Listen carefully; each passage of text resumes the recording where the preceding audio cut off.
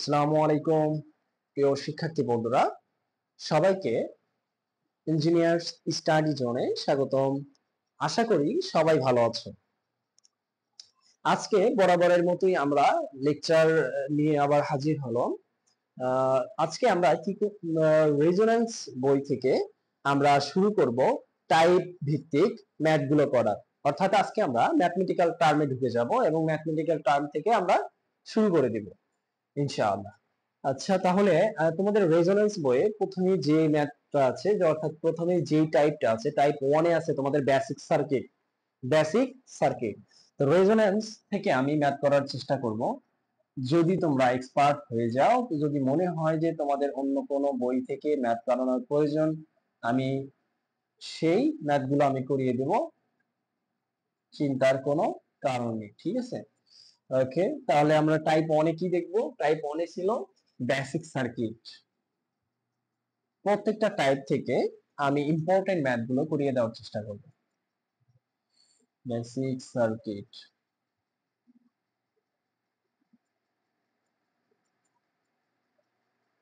আচ্ছা। Basic circuit প্রথমে একটা ম্যাথ দেওয়া আছে। ম্যাথটি হলো number 1।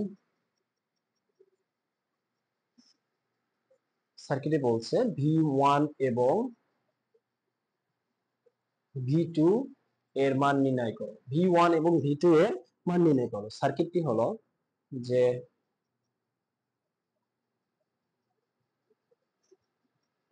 Plus minus V2 9 kilo ohm, 3 kilo ohm plus minus V1 24 volt.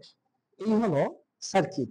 সার্কিটে বলা হয়েছে যে V1 এবং V2 এর মান নির্ণয় করো। V1 এবং V2 এর মান নির্ণয় করো। আচ্ছা, তাহলে আমরা প্রথমে সার্কিটটা দেখে কি বুঝতে পারছি? যে এটি একটি সিরিজ সার্কিট। আর সিরিজ সার্কিটে কি সমান থাকে? কারেন্ট সমান থাকে। সিরিজ সার্কিটে কারেন্ট সমান থাকে, ভোল্টেজ বিভক্ত হয়ে যায়। এখন এই সিরিজ সার্কিট থেকে আমরা V1 এবং V2 বের করব। তাহলে আমরা কি শর্টকাটে একটা ফর্মুলা জানি, ভোল্টেজ ডিভাইডেড রুল। শর্টকাট ফর্মুলাটি কি? Voltage divided rule. Voltage divided রুলে যদি আমি V1 এর ভোল্টেজ বের করতে চাই, তাহলে আমরা কি লিখতে পারি বলতো? V1 ইকুয়াল টু লিখতে পারি যে সার্কিটের টোটাল ভোল্টেজ কত ছিল? টোটাল ভোল্টেজ ছিল 24 গুণন বিপরীত, মানে ওই শাখার রেজিস্ট্যান্স, মানে ওই রেজিস্ট্যান্স যে যার ভোল্টেজ আমরা মেজার করব সেই রেজিস্ট্যান্সের মান। এই রেজিস্ট্যান্সের মান কত ছিল? 3 কিলো ওহম। তাহলে 3 কিলো আমরা ওহমে ছিল, ওহম থেকে আমরা কনভার্ট, যদি আমরা কিলো ওহমে ছিল, কিলো ওহম থেকে আমরা কনভার্ট করলে ওহমে নিয়ে আসলে, তাহলে আমরা 1000 দিয়ে গুণন দিয়ে দেবো। 1000 দিয়ে গুণন দিয়ে দেবো, ভাগ দিয়ে দিব, আমরা কি ভাগ দিয়ে দিব 3000 প্লাস কত? 9000। তাহলে আমাদের এটা ক্যালকুলেশন আসবে কত? 24 গুণন 3000 ডিভাইডেড 12000। তাহলে এটা আমাদের ভোল্টেজ আসলো 6 ভোল্ট। এইটাই হলো অ্যান্সার। তাহলে আমাদের V1 মান বের করব কিভাবে? যে টোটাল সার্কিটের টোটাল ভোল্টেজ 24 এবং ওই শাখার ওই রোধ, যে যার ভোল্টেজ আমরা মেজার করব, সেই রোধের মান কত? 3 কিলো ওহম। আর ডিভাইডেড সব সিরিজে সবগুলো রেজিস্ট্যান্সের যোগফল। ঠিক আছে, তাহলে আমরা V2 আবার কিভাবে লিখতে পারি? সার্কিটের টোটাল ভোল্টেজ 24 গুণন ওই শাখার রেজিস্ট্যান্সের মান কত? 9000 ডিভাইডেড আমরা লিখতে পারি কত? সিরিজে সকল রেজিস্ট্যান্সের যোগফল 9000। তাহলে এটা আমরা লিখতে পারি কত? অবশ্যই আমরা বুঝতে পারতেছি বন্ধুরা যে এটা 24 ভোল্টেজ, যেহেতু সার্কিটের টোটাল ভোল্টেজ, তাহলে এটার ক্যালকুলেশন করার প্রয়োজন হয় না। 24 যদি টোটাল ভোল্টেজ হয়, সেখান থেকে 6 বাদ দিলে কত হবে? 18 ভোল্ট। এই হলো অ্যান্সার। ঠিক আছে, যদি তোমরা ভোল্টেজ ডিভাইডেড রুল অনুযায়ী বের করতে চাও, তাহলে এইটা হলো তোমাদের ফর্মুলা। আর যদি একটা বের করার পরে তোমাদের কাছে তোমরা যদি এমনি বুঝতে পারো, যেহেতু সার্কিটের টোটাল ভোল্টেজ 24, আর এইখানকার V2 এর ভোল্টেজ সরি V1 এর ভোল্টেজ হবে 6, তাহলে টোটাল ভোল্টেজ থেকে 6 বাদ দিলে কত, V2 এর মান কত হবে 18 ভোল্ট। কারণ কি আমরা সিরিজ সার্কিটে কি বৈশিষ্ট্য কি, যে লোডের সকল লোডের ভোল্টেজ ড্রপের যোগফল সর্বনিম্ন ভোল্টেজ ড্রপের সর্বনিম্ন ভোল্টেজের সমান। তাহলে এই ক্যালকুলেশন এভাবে করতে পারো, ঠিক আছে। এরপরে আসবো আমরা 2 নাম্বার 2। নাম্বার 2 এ আছে কারেন্ট ডিভাইডেড রুলের একটি একদম সিম্পল একটি ফর্মুলা ম্যাথ। সেটি হলো যে ম্যাথটি এরকম দেয়া আছে। প্রথম ম্যাথ বলছে I1 and I2 equal to what, মানে এর মান কি হবে। তো সার্কিটটি হলো, সার্কিটটি অঙ্কন করি। 20 মিলি ampere,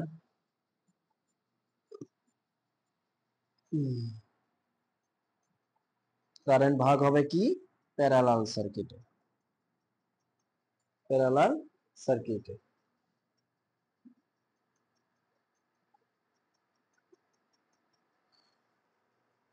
6 kilo ohm, 4 kilo ohm, 6 kilo ohm, 4 kilo ohm, এটা কি 24 নাকি 20, না sorry 20 milli ampere, 20 milli ampere.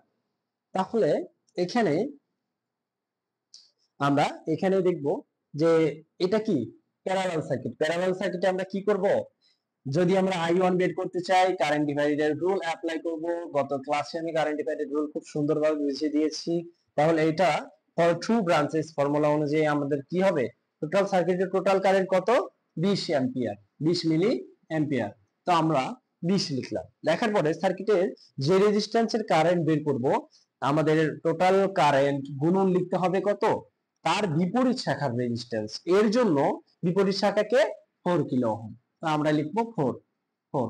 যেহেতু কারেন্ট মিলিতে আছে এবং রেজিস্ট্যান্সের মানগুলো কিলোতে আছে, সেহেতু আমি এদেরকে আর নতুন করে ভাঙালাম না, ঠিক আছে। কারণ কি, যে মিলি, এই যে মিলি আর কিলো এদের সাথে একটা সম্পর্ক আছে, আশা করি তোমরা জানো। তাহলে এখানে 6 প্লাস 4, 6 প্লাস 4, তাহলে এইটা আমরা এটা লিখতে পারি I1 এর মান হবে 20 গুণন 4 ডিভাইডেড কত 10, 8 মিলি অ্যাম্পিয়ার, 8 মিলি অ্যাম্পিয়ার। I2 হবে, I2 কি হবে বলতো, 20 থেকে যদি আমি 8 বাদ দেই তাহলে কি হবে 12 মিলি অ্যাম্পিয়ার। এটা তো শর্টকাট, কিন্তু আমরা কি করব, আমরা কারেন্ট ডিভাইডেড রুল অ্যাপ্লাই করব। কারেন্ট ডিভাইডেড রুল অ্যাপ্লাই করে দেখব যে ঠিক আছে কিনা। তাহলে কারেন্ট ডিভাইডেড রুল I2, তাহলে আমাদের টোটাল কারেন্ট কত 20 গুণন বিপরীত শাখার রেজিস্ট্যান্স এই 4 কিলো ওহমের জন্য 6 ডিভাইডেড 6 প্লাস 4, দেখি তো আমাদের 12 মিলি অ্যাম্পিয়ার আসে কিনা। 20 গুণন 6 ডিভাইডেড কত 10, ঠিক আছে 12 মিলি অ্যাম্পিয়ার। এই দুইটা आंसर হবে, ঠিক আছে। আচ্ছা, এরপরে আমরা একটা সার্কিট দেখব। আমি সার্কিটটা হলো সেটি ডেল্টা টু স্টার এবং star to delta কনভার্সনের circuit.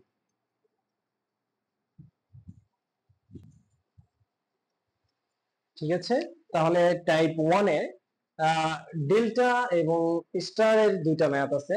Delta থেকে স্টার একটা ম্যাথ, স্টার থেকে ডেল্টা কনভার্সনের একটা ম্যাথ আছে। তাহলে আমরা ডেল্টা থেকে স্টারের ম্যাথটা করি। দেওয়া আছে 25 ওহম, 15 ওহম, 10 ওহম। তাহলে এখান থেকে যদি আমরা স্টার সার্কিট অঙ্কন করতে চাই, সার্কিটটা কেমন হবে, এখানে একটা রেজিস্ট্যান্স আসবে, এখানে একটা রেজিস্ট্যান্স আসবে, এখান থেকে একটা রেজিস্ট্যান্স আসবে। এটা ধরে নিলাম আমরা R1, এটা ধরে নিলাম R2, এটা ধরে নিলাম R3। তাহলে R1 সমান আমরা কি লিখতে পারি, R1 লিখতে পারি যে রেজিস্ট্যান্সের মান আমরা বের করব তার সাথে দুই রেজিস্ট্যান্সের গুণফল। তাহলে লিখব কত 10 গুণন 15 ডিভাইডেড লিখব কত 10 প্লাস 15 প্লাস 25 প্লাস 25। আচ্ছা, এরপরে আমরা তাহলে এইটা ক্যালকুলেশন একটা করে পাবো। আর 2 লিখবো কত 10 গুণন 25, সেম ফর্মুলা 10 গুণন 25 ডিভাইডেড কত 10 প্লাস 15 প্লাস 25 ইকুয়াল টু একটা ফর্মুলা পাবো। আর 3 আমরা লিখবো কি, আর 3 লিখবো হলো 25 গুণন 15 ডিভাইডেড 10 প্লাস 15 প্লাস 25, এখান থেকে একটা মান বের হবে। তাহলে R1 R2 এবং R3 এর মান কি বের হবে আমরা একটু ক্যালকুলেশন করে দেখি। সেটি হলো 20 গুণন 15 10 প্লাস 15 প্লাস 25 হবে R1 6 ওহম। আচ্ছা, এরপরে 10 গুণন 25 ডিভাইডেড হলো 10 প্লাস 15 প্লাস 25 হবে 5 ওহম। এরপরে অ্যান্সারটা হবে 25 গুণন 15 ডিভাইডেড 10 প্লাস 15 প্লাস 25, এটা আসবে কত 7.5 ওহম। তাহলে এটার স্টার সংযুক্ত রেজিস্টারের মানগুলো কেমন হবে?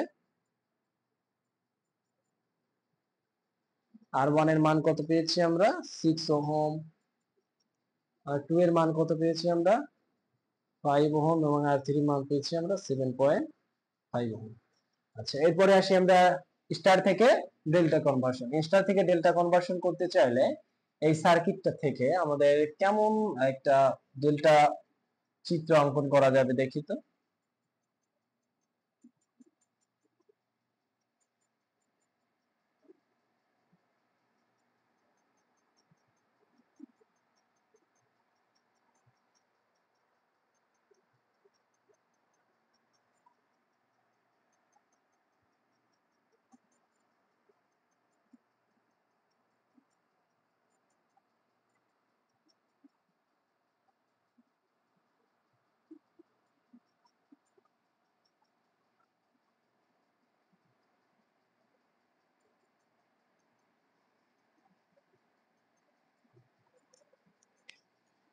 এটা ধরে নিলাম R1, এটা ধরে নিলাম R2, এটা ধরে নিলাম R3।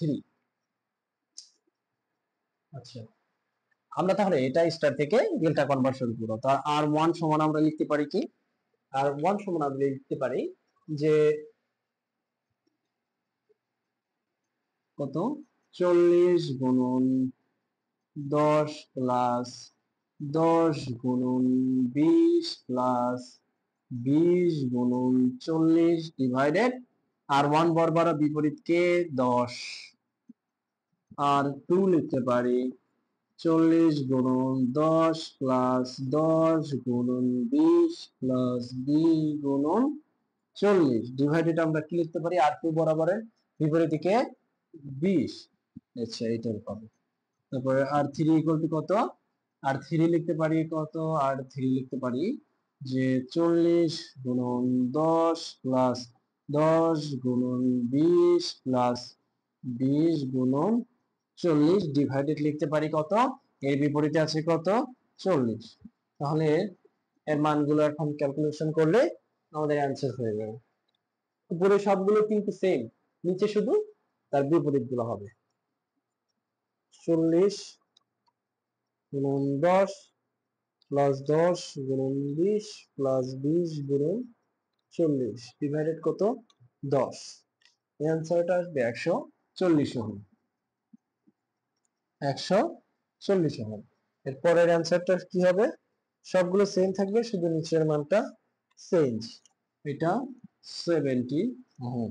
সবগুলো ঠিক থাকবে শুধু নিচের মানটা চেঞ্জ। এরপরে আসবে এটি 35 ওহম। এইগুলো হলো অ্যান্সার, এইটাই হলো অ্যান্সার। ঠিক আছে বন্ধুরা, এরপরে নেক্সট ক্লাসে আমরা টাইপ 2 এর ম্যাথ গুলো করবো ইনশাআল্লাহ।